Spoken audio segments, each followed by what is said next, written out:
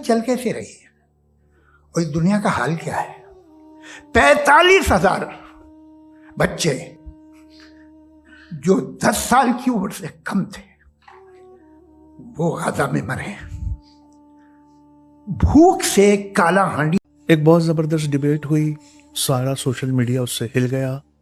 उसमें एक सवाल था उस पढ़े लिखे दानिशमंद जावेद अख्तर साहब का, जिसने मुझे अंदर ही अंदर बड़ा चुप हो दिया, क्योंकि ये सवाल मैं दिन में सैकड़ों बार अपने आप से करता हूँ, लेकिन इसका जवाब भी है। आइए पहले सुनते हैं जावेद अख्तर साहब का वो चुभता हुआ सवाल क्या है, फिर बताता हूँ उसका जवाब क्या है। ये दुनिया में बच्चे मरते हैं और डिप्थेरिया से मरते हैं। डिप्थेरिया अजीब मर्ज है, गले में जाली बनना शुरू होती है, बच्चा नीला हो जाता है, गरीब का बच्चा, इसलिए कि पास इलाज। ये कादर मुतलक है जो चाहे कर दे। इससे आप दुआएं मांगते हैं हमारी ये काम कर दे वो कर दे, तो इसका मतलब डे टू डे लाइफ में वो इंटरफेयर करता है और ये देख रहा है वो। अगर वो वाकई भी है फॉर डिस्कशन सेक, तो मैं जब दुनिया देखता हूँ तो मेरे दिल में उसके लिए कोई इज्जत नहीं पैदा होती। ये क्या कर रहे हो तुम पूरे ऑल पावरफुल हो, ओमनीपोटेंट हो, ओमनी प्रेजेंट हो। तुम तो वहां गाजा में रहे होगे ना, तुम हर जगह हो।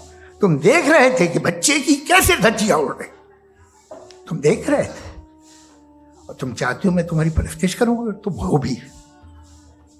अरे यार, इससे अच्छे तो हमारे चीफ प्राइम मिनिस्टर हैं, कुछ तो ख्याल करते हैं। दोस्तों, हमारी इस वीडियो को लाइक और सब्सक्राइब करें। आप किसकी इबादत कर रहे हैं? अगर वो है भी, ये दुनिया नाइंसाफी से, जुल्म से, जबर से, तशद्दुद से भरी हुई। सबसे पहले आप तक पहुंच, और आप ये मत कहिएगा कि वो देख रहा है और वो बताएगा एक दिन। अगर वो देख रहा है और इंटरफेयर नहीं करता तो आप दुआ क्यों मांगते?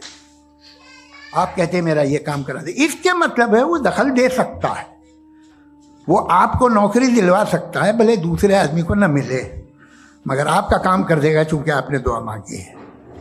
तो जब वो आपको नौकरी दिला सकता है, लड़की की शादी कर सकता है, बेटे को ग्रीन कार्ड दिलवा सकता है, तो कम से कम ये जो मर रहे हैं बच्चे, इनको रोक दे, कुछ तो कर।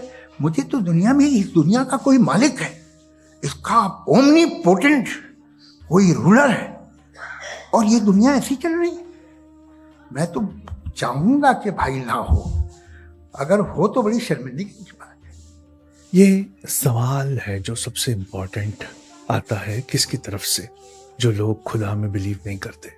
वो कहते हैं कि तुम्हारा जो रब है वो एक आदमी को क्यों नहीं गिरा देता, क्योंकि हमसे अच्छा वो खुद जानते हैं, क्योंकि उनसे ज्यादा दानिशमंद भी कोई नहीं जो ये जानता ना हो कि जालिम अकेले पैदा नहीं होता, वो लिखा जाता है हम सब के हाथों। उस किताब का आखिरी पन्ना जिसे समाज मिलकर रोज लिखता है। जालिम अपनी ताकत खुद पैदा नहीं करता, वो उधार लेता है। किससे? हमसे, हमारी आदतों से, खामोशियों से, समझौतों से, थकानों से। जालिम जो है वो बड़ा इसलिए दिखता है क्योंकि बहुत सारे करोड़ों लोग अपने वजूद को बहुत छोटा कर लेते हैं। सिर्फ सेना जालिम का साथ नहीं देती, बड़े बड़े देशों के बड़े बड़े हुक्मरान जिनके बिजनेस इंटरेस्ट उस देश में होते हैं वो भी उनका साथ देते हैं। उनके पास एक पूरी अफसरशाही होती है, ऑफिसर्स का कैडर होता है जो उस जालिम की तानाशाही को कानून में बदल देते हैं। बिना पूछे बहुत सारे लोग दस्तखत करते हैं। जब बहुत सारा हथियार एक्सपोर्ट होता है तब जाकर 45,000 बच्चे मरते हैं। तो क्या सिर्फ एक तानाशाह को हटाने से 45,000 बच्चों को बचाया जा सकता है? बहुत सारे जज हैं जो अपना ज़मीर बेच चुके, बहुत सारे इलेक्शन कमिश्नर हैं जो उस तानाशाह को वहां बनाए रखने के लिए किसी भी हद तक जा सकते हैं। एक बिका हुआ पूरा दलाल मीडिया है जो उसके हर जहर को शहद में तब्दील कर देता है। और दुनिया के बड़े अमीर कबीर लोग हैं जो उसकी तानाशाही की आड़ में ऊंचा मुनाफा कमाते हैं। ये पूरा ट्रायंगल है। तानाशाह तो सिर्फ उसके ऊपर खड़ा है जो 45,000 बच्चों को मार रहा है। अगर ये सिस्टम इंटैक्ट रह गया, ये जमीन हमने नहीं बदली, तो जालिम यहाँ उगते रहेंगे। क्या बात है। एक जालिम को हटाने भर से 45,000 बच्चे नहीं बचेंगे। क्या पता अगला तानाशाह ऐसा है जो 90,000 बच्चों को मार दे। जुल्म अचानक नहीं उतरता, वो 1000 बार जब अपर मिडिल क्लास कहता है सब ठीक है, उसके कहने से बनता है। जुल्म अचानक नहीं उतरता जब लोअर मिडिल क्लास अपनी रोजमर्रा की जिंदगी की जद्दोजहद से हमारे इस इतना चैनल को थक लाइक जाए और सब्सक्राइब कि वो जरूर जागने कीजिए। के बजाय मैनेज होना पसंद करे तब उगता है। बहुत सारे लोग जब साइलेंटली सपोर्ट करते हैं, उसके आज्ञाकारी बनते हैं, जब बहुत सारे लोग उससे डरने लगते हैं, जब बहुत सारे मौका परस्त उसकी नाव में कूद कर बैठ जाते हैं, जब बहुत सारे प्रोपोगंडा करने वाले उसका साथ देते हैं, जब बहुत सारे लोग ये कहते हैं कि सब चल रहा है और बहुत सारे देश जो पढ़ाते कुछ और हैं लेकिन बहुत सारा हथियार उसको देते हैं, तब जाकर 45,000 बच्चे मरते हैं। तो क्या खुदा को इतने सारे लोगों को एक साथ सजा नहीं देनी चाहिए? एक सवाल दिल में आता है। तो फिर आप ही कहोगे, क्योंकि आप बहुत दानिशमंद, बहुत पढ़े क्या लिखे हो, बात है भाई। आप ही कहोगे कि एक जीनोसाइड के बदले दूसरा जीनोसाइड हो गया। और यकीन मानिए कि अगर हर बात पर आसमानों से बिजलियां गिरने लगे तो हम सब इबादत गुजार हो जाएंगे, हम सब उसकी आराधना करने लगेंगे, हम सब उसकी बात मानने लगेंगे, हम सब उससे मोहब्बत नहीं, इबादत नहीं, मोहब्बत और इबादत का दिखावा करने लगेंगे। ये मोहब्बत और इबादत दिल से नहीं होगी, ये बहुत डर से होगी। और ऐसी डरी हुई इबादत और मोहब्बत उसे नहीं चाहिए। इमेजिन करिए कि हर बात में अगर आसमानों से बिजलियां गिरने लगे तो फिर क्या होगा? हम सब डर के मारे उसके फरमाबरदार हो जाएंगे।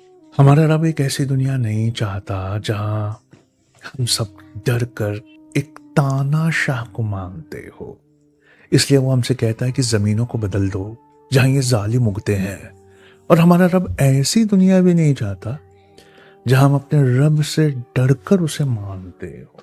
फिर तो रब नहीं, तानाशाही का कैरेक्टर हम उसमें भी देखने लगेंगे। इस वजह से उन 45,000 बच्चों को और आने वाले ऐसे सैकड़ों लाखों करोड़ों घर टूटने से बचाने के लिए दोस्तों हमारी इस और वीडियो उनके को लाइक बच्चों और को बचाने सब्सक्राइब के लिए जरूर कीजिए। जमीन में ही कुछ बदलना होगा। और थैंक यू मुझे ये समझाने के लिए कि मजहब में ये क्यों आता है कि जमीन को बदलो।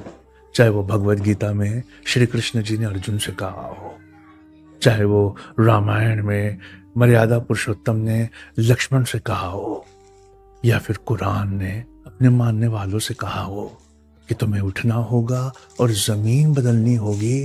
तुम ये नहीं कर सकते कि नैतिक तोहफे रख लो और नैतिक जिम्मेदारियां किसी और को दे दो। कुछ तो भाई माशाल्लाह। बिना जोखिम के, बिना लड़ाई किए अच्छाई नहीं है।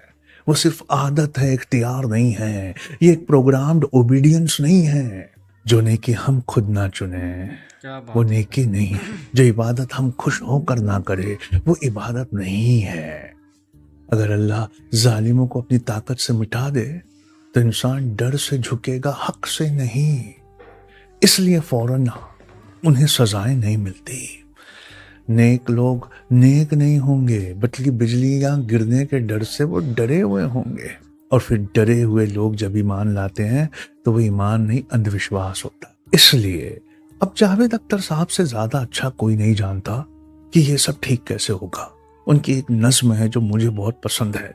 यही बात जो कुरान में लिखी है और दुश्मनों के खिलाफ होने के लिए भगवत गीता में लिखी है, या रामायण में जालिम के खिलाफ, अहंकारी के खिलाफ खड़े होने के लिए रुकी है, वो बात फिर से कैसे पैदा होगी? इस पे जावेद अख्तर साहब की खुद की एक नज्म है। आइए वो नज्म सुनाता हूं। जो बात कहते डरते हैं सब, तू वो बात लिख। क्या बात है भाई। जो बात कहते डरते हैं सब, तू वो बात लिख। इतनी अंधेरी थी न कभी पहले रात, लिख।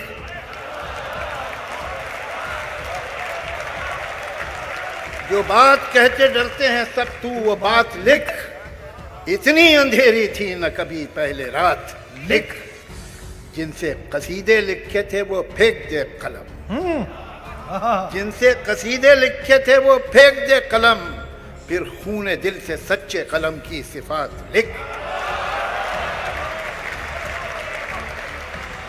जो रोजनामों में, रोजनामों न्यूज़पेपर्स, जो रोजनामों में कहीं पाती नहीं जगह, जो रोजनामों में कहीं पाती नहीं जगह, जो रोज हर जगह की है वो वारदात लिख। जो वाकयात हो चुके उनका तो जिक्र है, जो वाकयात हो चुके उनका तो जिक्र है, लेकिन जो होने चाहिए वो वाकयात लिख। दोस्तों, उम्मीद करते हैं कि आपको हमारी ये वीडियो पसंद आई होगी। ऐसी वीडियो देखने के लिए हमारे चैनल को लाइक और सब्सक्राइब ज़रूर कीजिए। तो मिलते हैं किसी नई वीडियो के साथ, तब तक के लिए अपना ख्याल रखें।